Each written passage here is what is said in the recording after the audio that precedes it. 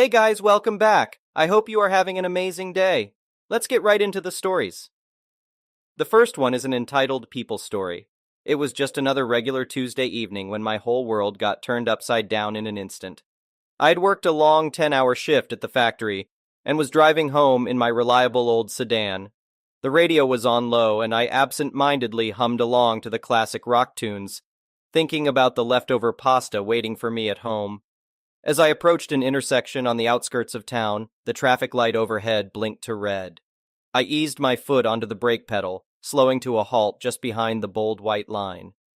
A moment later, the neon glow shifted to green, and I automatically pressed the gas, rolling forward into the intersection.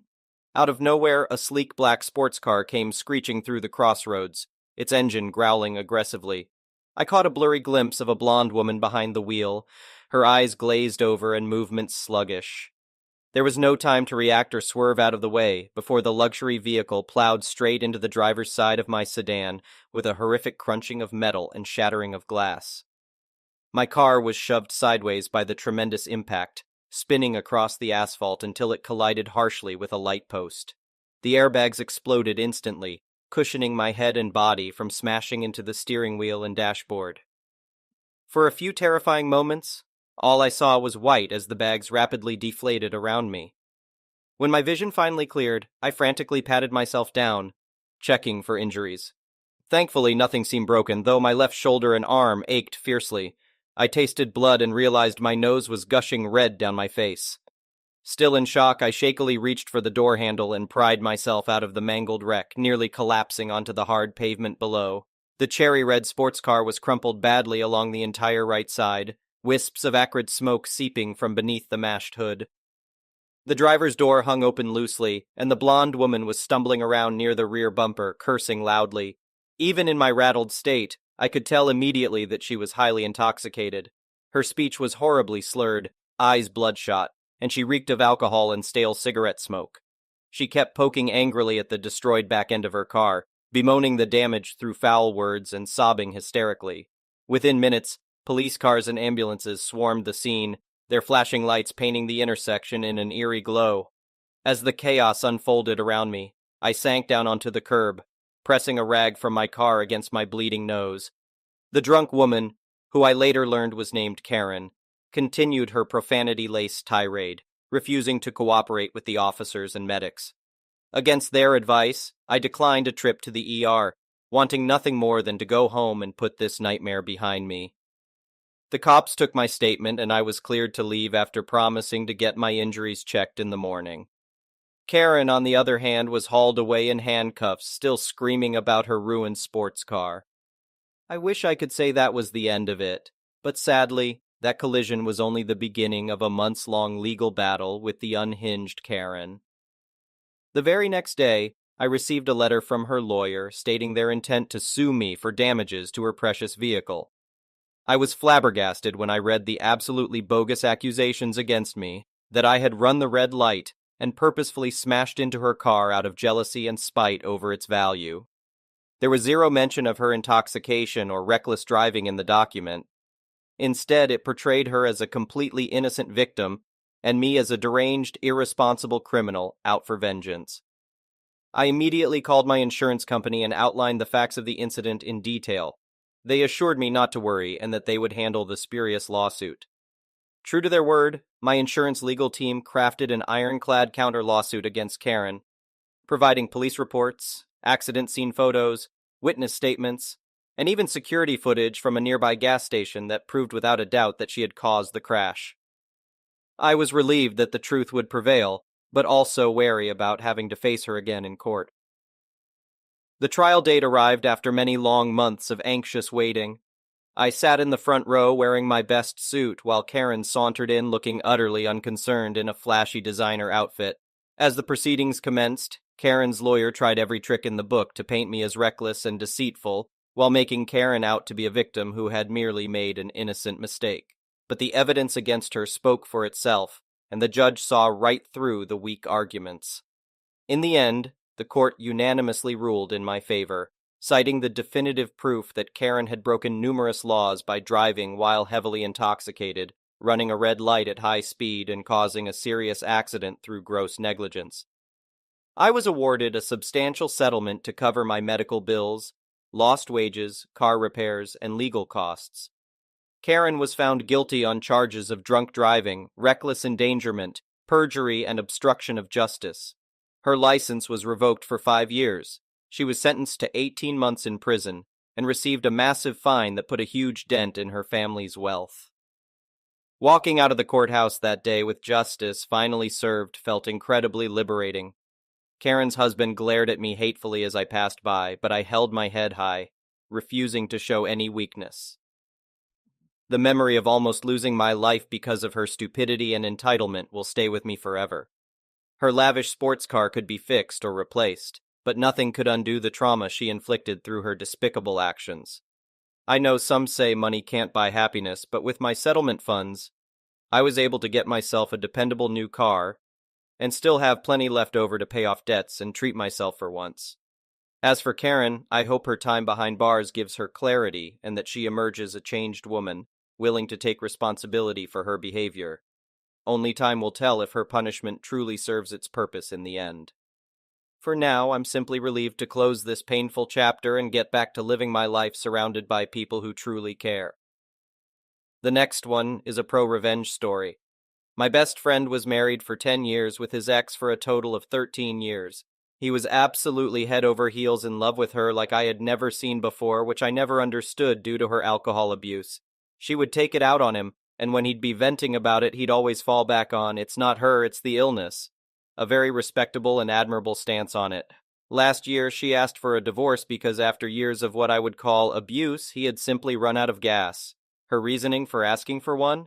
When she got fired for testing positive for weed, he wasn't empathetic enough. He admits he wasn't because it had come on the back of one of her drunken tirades, where she told him he was a piece of crap who was always trying to control her. All he ever tried to get her away from was booze for the way she treated him when she was drunk. It took him forever to move on from this, with the divorce following shortly after. Earlier this year, after thinking he was moving on, he calls me to come over, and he's in a bad way. I arrive, and he is absolutely fall-down drunk. He goes on to say that she didn't ask for a divorce for those reasons. She had really been cheating, with several other people. The next morning, when he's more coherent, I ask him how he knew. He was cleaning out the spare room and donating stuff he didn't need anymore. And when he went to clear an old tablet, she was still logged on, and all of the evidence was there. He gets upset and says he's going back to bed and asks me to lock up when I leave. Before I left, I looked at the tablet. After seeing what I saw, I wanted to find a way to get even with the horrible and conniving woman, so I took pictures of it all and left. When I got home, I started looking up information about these people. 2 of them were just normal guys. Whether they knew she was married or not, I don't know. But the third comes up as a registered sex offender still on probation for being such a disgusting pile of crap. And the address is listed as 123 Lane City State. Chomo knew that she was married. I immediately knew what I was going to do. Chomo didn't live at 123 Lane. Chomo was living with the conniving ex. She made regular posts about their time together. On top of that, she is an avid weed user and has several firearms because she enjoys sport shooting. So I go into the state's sex offender site and make a report of Chomo not actually living where he's registered and that he's living in a home with what he has no right to, being a convicted felon on parole. I include screenshots of the social media posts, and all to back it up. I was thinking little would happen, but an inconvenience to their lives. Boy, was I wrong. She broke her typical posts with nothing serious trend on social media yesterday. With this gem, my year can't get any worse. Chomo lost his job and I'm now facing eviction because I can't afford my rent. So I go on the state court system site to see if it's related, and yes it was. Chomo was rearrested. She clearly can't post bail or Chomo would be out. The job she took after being fired definitely can't support her lifestyle. So he's probably going back to prison or at least jail, and she's a breath away from being homeless. I don't know if I'd ever tell my best friend I was the one behind this, but he is definitely ecstatic to see a horrible woman and sewer rat get what they deserve. Part of me wants to put up the sex offender registration link, and that he's sitting in jail and say something to the effect of, "It's a little more than losing a job, but not wanting to make my best friend's life harder. I'll just let sleeping dogs lie. The next one is a petty revenge story. The events of this story take place during my teen years, ages 13. 17 when my mother and I moved into a new rental property. The details might be a bit patchy here, as I don't have a lot of good memories associated with this house, and I've done my best to forget about many of the events during those years. However, I do have one good memory of petty revenge I got one day on a neighbor. Just to give you a little backstory, my family had very limited funds at the time, and we had just used what little spare money we had on moving expenses. We couldn't afford to move again, so we didn't advocate for ourselves as much as we should have. Literally on the day we moved in, we turned on the radiator heaters and discovered that they couldn't be turned on due to a leak in the living room ceiling. The landlord was aware of this but wouldn't be fixing it and told us to buy a space heater to keep warm in winter. He also refused to fix the broken downstairs bathroom or replace the roof. He casually suggested that if we wanted the walls painted, we could buy paint and do it ourselves. We hadn't even asked about paint, he just volunteered that we could improve his house with our time and resources. Of course, we didn't want to do that. The worst thing he ever did was open our door one Saturday morning without notice or knocking, while we were still in our beds upstairs, and shout into our house that he was just checking in. This was a violation of our lease, and he left without telling us that he'd let our sick cat outside when he opened the door. Luckily, I found the little guy on a porch across the street later that day, but I was so mad at our landlord. This story isn't about horrible landlords, though. It's about our neighbors, Karen, around 40 years old female, and Ken, around 40 years old male. The backstory explains why we wanted nothing to do with our terrible landlord, and it just so happened that the day we moved in, Karen and Ken, who lived next door, told us that they were his friends, implying that they'd report anything they didn't like to him. It was hard to avoid Karen and Ken since we shared a front porch with them, row house, and they were true to their word. If our lawn got too shabby, Karen and Ken let him know. If our trash cans didn't have lids, Karen and Ken called the county to put violation stickers on them. If the rat inspector was in the neighborhood, they sent the inspector under our back porch. It was like walking on eggshells in our own home. Despite all this, or because of it, we tried to stay on good terms with these terrible neighbors for the first couple of years. We wouldn't say anything to Ken when he came into our yard for dandelion greens for his pet iguana without even asking for permission. Then, around the time I was 15 years old, Ken asked me if he could hire me for a job. He and his family would be going on a family vacation that winter, and he needed a dog walker for his daughter's dog. We agreed on a rate, I don't remember how much, and I walked his dog for him 3 times a day for 2 weeks, even when it snowed. The dog was elderly and didn't give me any trouble, but I could have done without the bad weather. My mother was very proud of me for taking the job, as she hoped this would be a fresh start with this family, and we'd get on better terms. Once Ken and his family returned from vacation, I gave him an update on his daughter's dog and told him how well behaved she'd been. I expected him to pay me, but he didn't say anything about money. Since I was a shy teenager, I went home without payment, but asked him about it the next time I saw him. He said, "It's my daughter's dog. Ask her for your money." His daughter was a college student who wasn't even at home that much, but I couldn't force him to pay me, so I left again without payment. About a week later, I saw his daughter, probably home for the weekend from college, but she said she didn't have any money when I asked and said she'd tell her dad to pay me. Guess what happened the next time I asked him? He was angry this time and repeated what he'd said the first time, even when I mentioned asking his daughter. Yeah, I never got paid, and my mother and I were too scared to ask again. Looking back on this, I feel like they knew how intimidated we were by their relationship with our landlord. One call to him about us harassing them, and we'd be homeless. They knew we were terrified of them and that they'd never have to pay me for walking their dog. Yeah, they took advantage of a 15-year-old kid. Around this time, or maybe a year later, my mom had a conversation with Karen. Karen had actually been friendly recently. She took an artistic photo of our cat in our kitchen window, a black and white photo with interesting light going across the cat's face, which she gave to my mom since she thought it looked pretty. We thought the whole interaction was odd since Karen had admitted to hating cats in the past, but my mom accepted the photo like an olive branch. Then Karen mentioned a tree growing in our backyard. It was what we call in this area a trash tree, since it's a fast-growing variety. She said she was worried it was going to drop seeds into her yard and spread, but her brother could help us with it if we liked for $100. My mom considered it and thought it was a good price, so she agreed. Looking back on it, I know that our landlord probably should have been the one to pay for this. But my mom was worried he'd come to the house to cut it down himself, so she agreed to let Karen's brother do it. Over the course of 2 days, Karen's brother cut down the tree and hauled away the rubbish. When he sent us the bill, it was $300.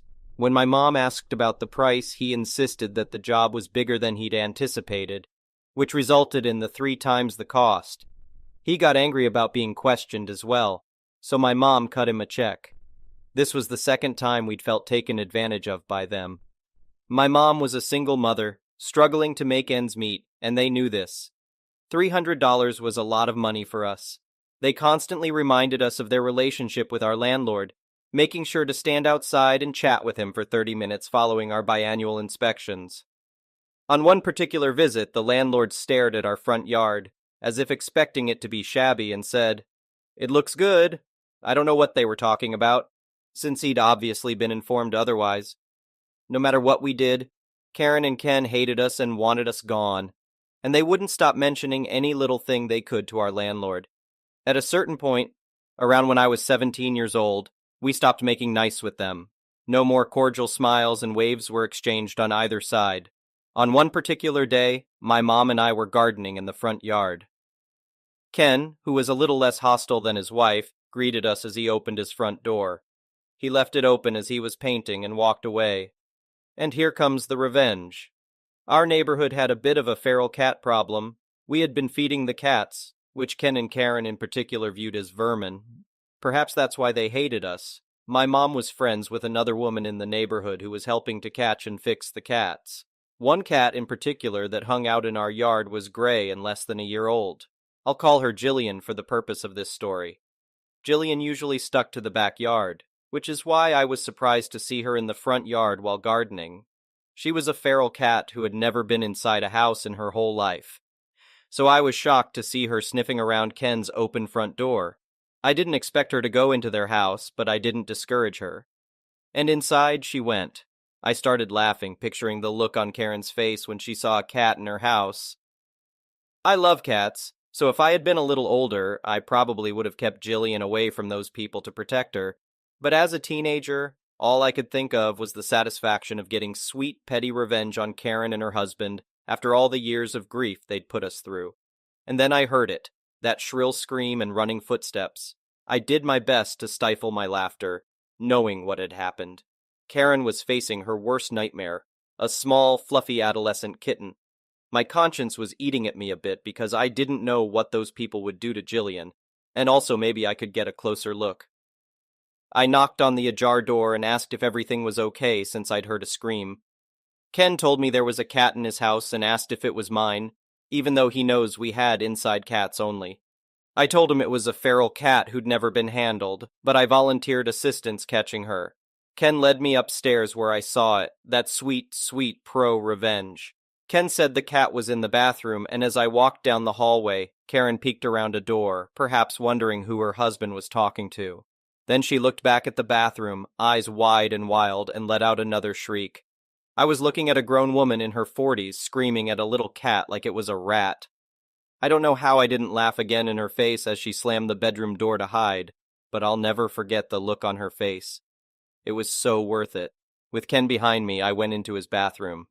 The cat was climbing the shower curtain, and I didn't blame Jillian for being scared. I was scared of Karen, too. She let me hold her under the armpits away from my body and didn't bite or scratch as I lifted her off the shower curtain and carried her out of the house to be released back into the yard. Ken thanked me, but he gave me a suspicious look like he thought the cat might have been mine since she didn't attack me. But I didn't care about his unvoiced suspicion. I'd gotten to see his ridiculous wife acting like an elephant who was spooked by a mouse. Things didn't improve with those neighbors. Not that we'd expected them to. They even complained a year later when we moved about how much space our moving van took up on the day we finally got out of that house. I adopted Jillian and took her with me when I moved. I still own her today, and she's no longer feral. Sometimes I pet her and think about that revenge she helped me get on Karen. I know it was a small payback on those people, but the real win was finally getting away from them. The next one is a malicious compliance story. So yesterday, my husband and I were at Target with our 5-year-old daughter. My old vacuum broke, so we went for a new one. My husband, being the smartass he is, placed the new one in the cart and said, "Happy Mother." I just laughed at this. Then this woman came out of nowhere yelling at my husband, saying that he's a horrible man and a terrible father for giving me such a sexist gift. I've had my run-ins with Karens before, but the fact she was yelling in front of my daughter and verbally attacking my husband that way, I was about to lose my temper on her when my sweet daughter looked at me and loudly said, "Mommy, I think she needs a time out." The Karen went bright red and quickly walked away. My husband and I started laughing our butts off. Bless a child's innocence. Thank you for watching. I would really appreciate it if you could like the video and subscribe to our channel if you haven't already.